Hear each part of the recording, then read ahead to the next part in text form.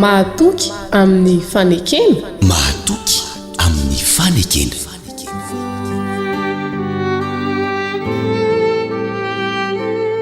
Faly miarabanao indray ry mpiaino malala manaraka izao fandarana izao ao anatin'ilay lohahevitra lehibe mahatoky amin'ny fanekena.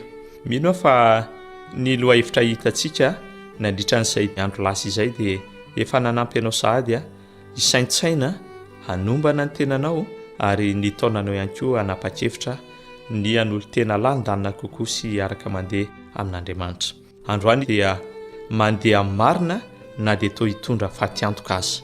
Mandeha amin'ny marina na dia toa hitondra faty-antoka aza.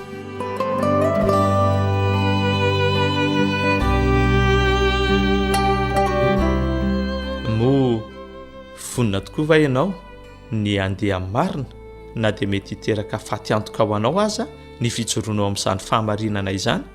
Feno faratsiana ny tantsika amin'izao fotoana izao. Ary indraindray amin'ny mahazanak'Andriamanitra antsika dia alaim-panahy koa isika hanaraka ny fanaoan'ny olona izay mizotra amin'ny lalana tsy mifanaraka amin'ny sitrapon'Andriamanitra ka azahoana harena maloto. Indreto misy andininy vitsivitsy izay nalaintsika avy eo amin'ny tenin'Andriamanitra izay ampahery antsika ary hanampy antsika handeha mandrakariva amin'ny marina na dia hitondra faty-antoka ho antsika aza izany. Ny voalohany amin'izany dia ao amin'ny Isaia 3:13 andininy 15 ka hatramin'ny 14. Isaia 3:13 andininy 15 ka hatramin'ny 14. Izay mandeha amin'ny fahamarinana sady miteny zava-mahitsy izay tsy mety mandray harena amin'ny fanaovana ankeriny fa manifikifika ny tanany mba tsy handray kolikoly, izay manetsy tadiny mba tsy handrenesany ny amin'ny fandatsahan-dra sady manakipy ny masony mba tsy hahita ny ratsy. Izy no honina ao amin'ny avo. Ny fitoerana avony dia ny fiarovana any amin'ny harambato izay hohaniny dia homena azy ary ny rano sotrony tsy ho diso. Mahafinaritra ny teny fikasan'Andriamanitra. Nahoana moa tsika no indraindray alaim-panahy andeha amin'ny lalana tsy mifanaraka amin'ny sitrapon'Andriamanitra? Satria be fanahiana ny amin'izay hohanintsika sy hosotrontsika isika. Fa rehefa mandeha amin'ny marina dia Andriamanitra no manome toky hoe izay hohaniny dia homena azy ary ny rano sotrony tsy ho diso. Ny Mpitoroteny 2:2-20. Mpitoroteny 2:2-20. Fa ny olona izay ankasitrahan'Andriamanitra dia homeny fahendrena sy fahalalana ary fifaliana. Fa ny mpanota kosa ampiasainy anangona sy amory mba hisy homeny izay ankasitrahan'Andriamanitra. Zava-poana sy misambotrivotra foana koa izany. Ny ratsy fanahy dia ampiasain'Andriamanitra anangona. Ary indraindray tsika dia mialona ny ratsy fanahy ambinina. Kanefa araka ny tenin'Andriamanitra dia nasain'Andriamanitra anangona izy ireny mba hanomezana ho an'ireo olona izay ankasitrahan'Andriamanitra. Matthieu 5:4-20. Matthieu 5:4-20.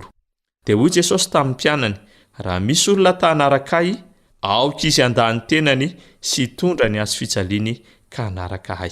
Ny fanarahana an'Andriamanitra dia mitaky fandavan-tena ary miantso anao tsy hanao ny fanaoan'ny olona hafa izay tsy vonina ny hanaraka an'Andriamanitra. Mila fandavan-tena, mila fanetretena kanefa izany fandavan-tenanao izany izay hijoroanao eo amin'ny fahamarinana dia hitamberina aminao, hitondra fitahiana, fanambinana ary indrindra fiatanam-po anatinao izany. Hoy ny fanambarana izay nambarany Ellen White ao amin'ny boky Conseil à l'économe pejy 250. Aoka hoy izao no eritreritrao amin'ny zavatra rehetra ataonao. Ity ve no lalan'ny tompo? Akasitrahan'ny mpamonjika ve izao? Ranadahy sy ranabavy malala. Miresaka aminareo amin'ny tenim-pitiavana sy fahalemem-panahy aho. Tsy maintsy ampileferina eo amin'ny asa lehibe famonjem-panahy ny tombontsoa rehetra eto tany. Tsarovy fa tsy maintsy hita eo amin'ny fiainam-panaradian'i Kristy rehetra ny fanokana tena, ny fampileferana eo ambanin'ny asan'Andriamanitra, ny tombontsoa ara-piarahamonina sy ny fitiavana eto an-tany. Tahaka izay hita ao amin'ny tenin'Andriamanitra. Tsy maintsy atao lahara-pamena mandrakariva ny fitakian'Andriamanitra, izay ity iray na reny mihoatra noho ny fitiavany aho Jesosy dia tsy mendrika ho ahy. Boky ndesina ho antsika ny fiainan'i Kristy. tokony anaingantsika hanao ezaka tsy mety sasatra sy feno fanoloran-tena hanao izay mahasoa ny hafa ny ohatra ny meny.